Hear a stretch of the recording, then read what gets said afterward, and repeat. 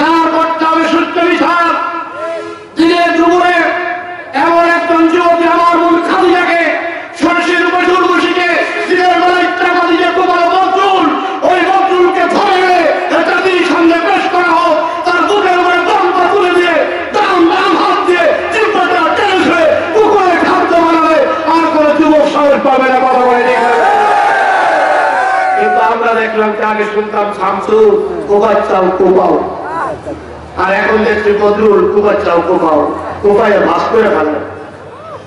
তাহলে কোপাকুপি করে ওরা আর দৌড় দেয় আমাকে।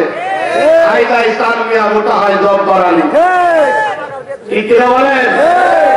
আবার পুরুত মশাই মন খারাপ করে ঘুরে বেড়াচ্ছে। জিজ্ঞেস করা হলো পুরুত মশাই মন খারাপ কেন? বলছে এক মেয়েকে ঠাকুর ঘরে শুতে দিয়েছিলাম, ঘুমের ঘরে আমার ঠাকুরের গায়ে পা দিয়েছে। প্রতি রাত্রি ঠাকুর এখন আমার স্বপ্ন দেখাচ্ছে আমার পুরীটাই ধ্বংস করে দেবে।